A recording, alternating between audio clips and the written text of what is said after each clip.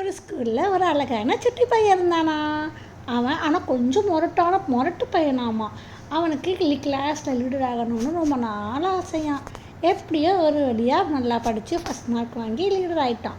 ஆனால் யாருக்கிட்டையும் கொஞ்சம் கைண்டாகவே இருக்க மாட்டான். கொஞ்சம் திட்டிக்கிட்டு அடிச்சுக்கிட்டு அப்படியே இருப்பான். லீடர் ஆனதுக்கப்புறம் எல்லாத்தையும் சைலன்ஸ் சொன்னானா. ஆனால் அவன் தான் யாருக்குமே பிடிக்காதுல்ல, அதனால அவன் பேச்சை யாருமே கேட்கலையாம். ஸோ அவன் ரொம்ப ஃபீல் பண்ணானா, நம்ம லீடர் ஆகிட்டோம் ஆனால் நம்ம பேச்சை யாருமே கேட்க மாட்டேக்காங்க அப்படின்னு ஃபீல் பண்ணானா. அதை போய் அவங்க அப்பா கிட்ட சொல்லி ரொம்ப அழுதானாமா.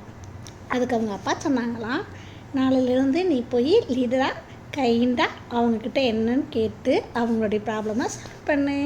அவங்களாம் ஆட்டோமேட்டிக்காக அவனை லீடராக எடுத்துக்குவாங்க. ஒரு லீடர் அப்படின்னா நம்மளே சொல்லிக்கிறது கிடையாது, நம்ம நடந்துக்கிறத பொறுத்து அவங்களே ஏற்றுக்கிறது அப்படின்னு சொன்னாங்களாம். அதுக்கு அவங்க அப்பா பேச்சை கேட்டு ஸ்கூலுக்கு போய் எல்லா ஃப்ரெண்ட்ஸ்கிட்டையும் கைண்டாக நடந்துக்கிட்டானா. யாருக்கு என்ன வேணும் அப்படின்னு கேட்டு அதுக்கப்புறம் சைலண்டாக இருங்க அப்படின்னு சொன்னானா.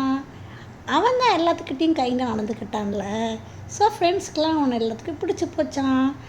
எல்லா ஃப்ரெண்ட்ஸும் அவனை கைண்டோட லீடராக அக்செப்ட் பண்ணிக்கிட்டாங்களாம். அன்னையிலேருந்தாவே லீடராக இருந்தானா. இது என்ன தெரியுது? Be kind with every one. Thank you. இதோ லிசான் கேட்ட இடியாப்பம் ரெடி, ஸ்டோரி ரெடி.